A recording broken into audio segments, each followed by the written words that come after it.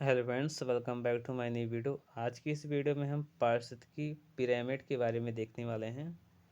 तो इसकी हम सबसे पहले परिभाषा देखेंगे।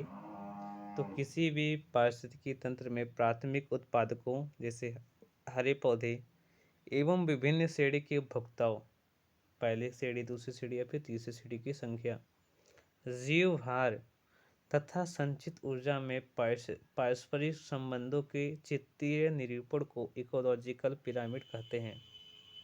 यानी सीधा सीधा कहें, किसी भी पारिस्थितिकी जो तंत्र होता है, इकोलॉजिकल सिस्टम होता है, उसमें जो हरे पौधे होते हैं यानी प्राथमिक उत्पादक होते हैं या फिर विभिन्न श्रेणी के जो उपभोक्ता होते हैं की संख्या जो होती है हमारे बायोम्स में, जो संचित होती हैं, जो बायोम में जो संचित ऊर्जा होती हैं, उसके जो पारस्परिक जो संबंध होते हैं, उसी को हम इकोलॉजिकल पिरामिड्स कहते हैं।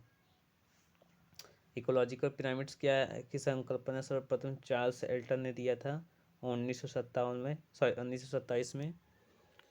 अब इसमें हम कुछ डायग्राम के माध्यम से देखेंगे इकोलॉजिकल पिरामिड्स होता क्या है।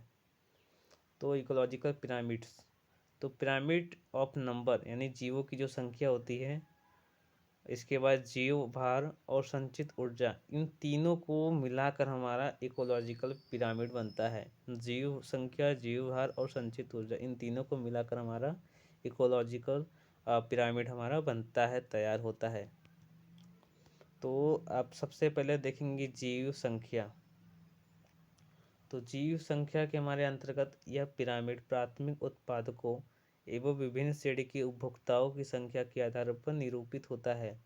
आधार में हमेशा प्राथमिक उत्पादक होते हैं, फिर ऊपर की ओर क्रमशः प्राथमिक, द्वितीय और तृतीय उपभोक्ताओं की संख्या होती है।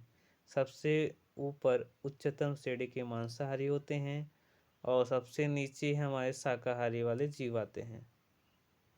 अब देखिए, इसमें श्रेणी में बताया गया है कि सबसे पहले तृतीय श्रेणी के जो मांसाहारी होते हैं, हिंसक जीव जो होते हैं। द्वितीय श्रेणी के अंतर्गत मांसाहारी आते हैं, प्राथमिक उपभोक्ता के अंतर्गत शाकाहारी आते हैं, और उत्पादक के रूप में हमारे हरा पौधा होता है या फिर हरे पौधे हमारे आते हैं। घास स्थलीय, फसल स्थलीय, ठीक है, एक पेड़ का।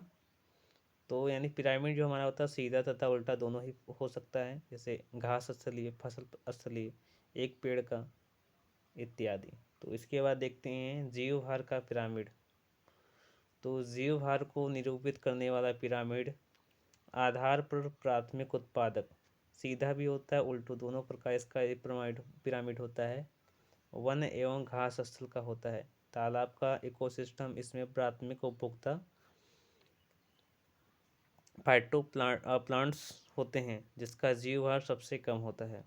वन एवं घास स्थल के प्राथमिक उत्पादकों का जीवभार जो होता है सर्वाधिक होता है। अब इसके बाद एनर्जी पिरामिड के बारे में देखते हैं। तो विभिन्न पोषक तत्वों पर तलों पर उपयोग में लाई गई ऊर्जा के परिमाण का निरूपित करता है। ऊर्जा प्रायः एक इकाई भाग में निश्चित समय में देखी जाती है। ऊर्जा का पिरामिड हमेशा सीधा बनता है। मोस्ट इम्पोर्टेंट है, ये एग्जाम में पूछा जाता है बहुत ही, ठीक है। तो पूछा जा सकता है कि पिरामिड में जो ऊर्जा का जो साइज होता है वो किस टाइप का होता है। तो आप हमेशा याद कर लीजिएगा, हमेशा सीधा होता है। इसके बाद हमारा याद कर लीजिएगा कि प्राथमिक उत्पादक 10% उत्पादित ऊर्जा का मात्रा 10% अपने उपयोग में लेते हैं। यानी 10 के 10, अब 16% उत्पादित ऊर्जा का उपयोग हम 10% के रूप में करते हैं। शेष जो 90% जो ऊर्जा होती हैं विभिन्न उपभोक्ताओं में स्थानांतरित हो जाती हैं, इसे जैविक क्रियाओं में क्षय हो जाती हैं इत्यादि। इसमें हम देख लेते हैं डायग्राम के रूप में। तो 1 कैलोरी है, तो जो थर्ड श्रेणी के उपभोक्ता आते हैं वो उपभोग करेंगे।